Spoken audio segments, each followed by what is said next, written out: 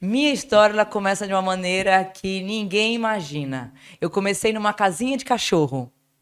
Como assim, Anne? Eu estava sentada na calçada com um amigo, tinha 14 anos. E em frente à calçada que eu estava, tinha uma casa com som ligado na 96 FM. E lá, a locutora da época, Lorena, disse assim: 96, 618.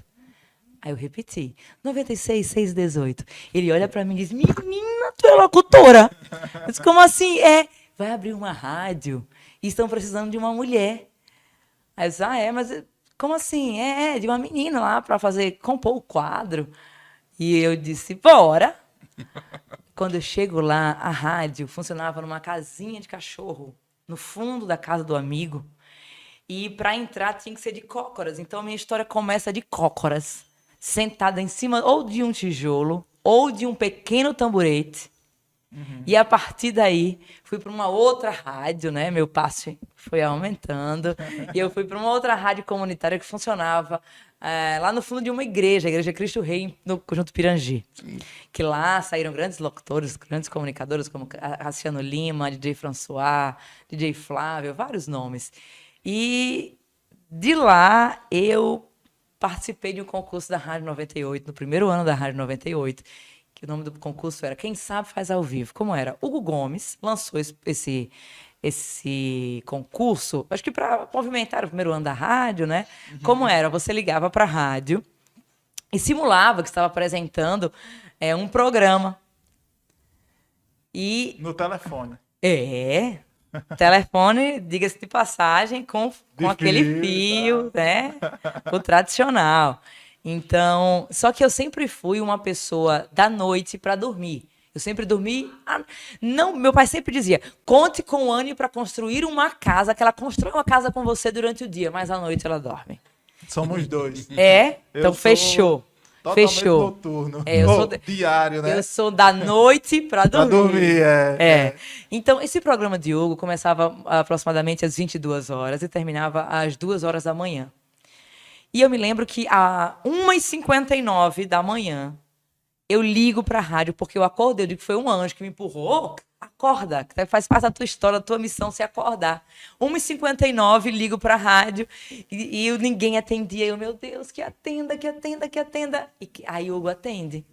E ele já estava dizendo, escutando no rádio: ó, acabou nosso concurso, daqui a 15 dias sai o resultado. E, moral da história, eu implorei para Hugo para que ele me colocasse como a última participação daquele programa. E assim ele fez. Tá bom, vou colocar vocês. Quer qual música? Aí eu falei Whitney Houston. Aí, qual o nome? It's the Rivers, ok. Mas sabe por quê? Porque era o tempo da MTV, né? Então, MTV foi a minha maior escola, foi a MTV. Então, o auge da MTV foi anos 2000 ali, Sabrina né? Parlatori, Sim, né? Edgar Piccoli. Só que pra MTV não era como a gente tem hoje aqui, gente. Não era assim, a gente tinha que colocar uma esponja de aço, pegava a famosa ruim. Bombril, não é? Colocava ali e dali a gente... Quando eu conseguia somente ouvir, pra mim já era uma glória. Porque eu estava conectada de alguma maneira com o que havia de mais moderno para mim. Sim. E de fato era. Então foi a minha maior escola, foi a MTV. Sim. Então eu me lembro bem, Sabrina Parlatori apresentando o Disque MTV, que não era o Top 98, era o Top 98. Eu digo que não tinha nem YouTube, mas eles eram tão visionários que tudo que a gente vê no YouTube hoje já passou na MTV praticamente. Pois porque a MTV é gringa, né? Ela nasceu do Brasil, ela é gringa, então ela se conectava aí com o mundo inteiro e desaguava aqui no Brasil. Então, e aqui no Brasil faziam-se conexões com grandes nomes da música internacional, da música mundial, e dos melhores nomes, né, da música mundial. E daí eu disse Whitney Houston, It's the Rivers, ok, e eu quero apresentar o Top 98. Ele tá certo, 1h59, gente, 2 horas da manhã, 14 anos, meu Deus do céu, lá vai. Aí ele, olha, quando soltar a vinheta, você tá no ar. Eu disse: tá certo, vai.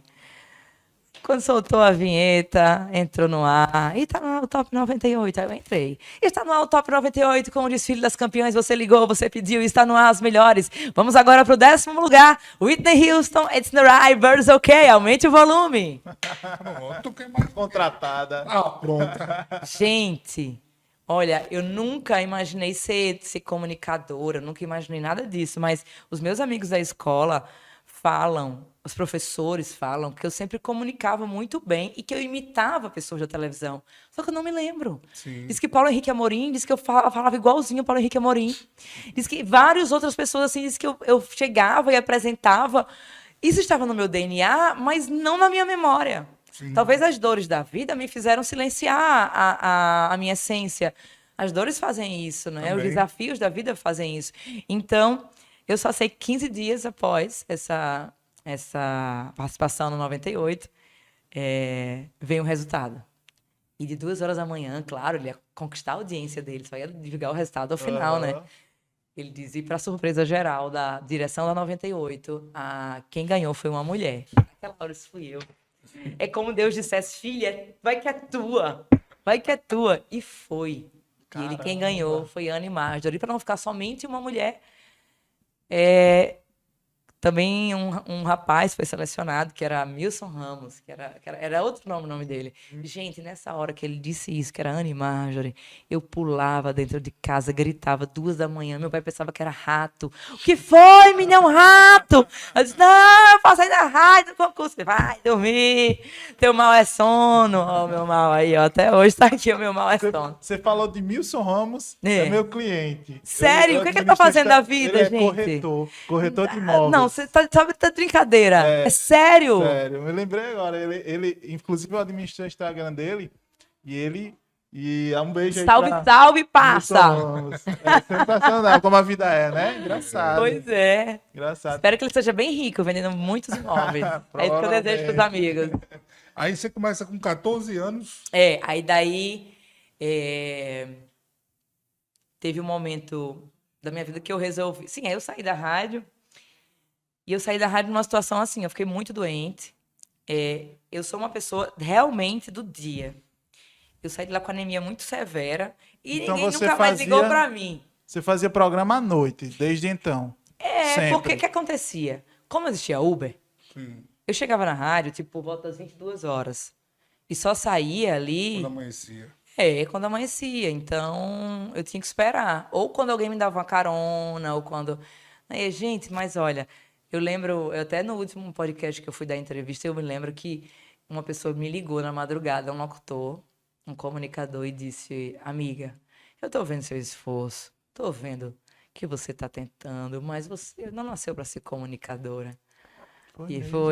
E naquele dia, entrou pelo ouvido e saiu pelo outro. Claro, mexeu comigo. Era só uma menina, né? Mas mexeu comigo, mas eu não sei o que era. Era maior do que eu a comunicação, por mais que muitas vezes eu quisesse fugir, como quando eu saí da 98. Por exemplo, eu fiquei um pouco triste, assim, poxa, ninguém nem ligou para mim para saber se eu tô viva ou se eu tô morta, assim, sabe? Eu deixei de ir. Você criou expectativas. Eu deixei de ir para a rádio, não tinha mais o que fazer. Vocês me perdoem, agora que eu tô vendo, tem uma xícara chiquérrima, bebendo na boca da... Meu Deus, uma xícara chiquérrima. Vai que é mania dela, né? Meu Deus do céu. Gente. Vai que é mania, né? Tem respeito, né? Ó, eu vou contar aqui a verdade. Eu só ando assim, ó, gente. A verdade é essa. Essa é a grande verdade. É o costume mata, né? Mas sabe o que acontece? Se eu não beber água, a voz... não existe nada, não existe pastilha, não existe remédio, existe fonoterapia e água. Não só para voz, né? Para muita coisa. A água tem que ter, a gente tem que dar cérebro, hidratado. Né? Para a gente raciocinar melhor, a água ela é importantíssima. Bom, eu fiquei meio desgostosa. Eu sei que eu fui embora de Natal, passei um tempo fora e voltei. No que eu volto, já volto com bebê. Tinha o quê? 19 anos. Começou nova, no caso assim, a vida, né? Foi.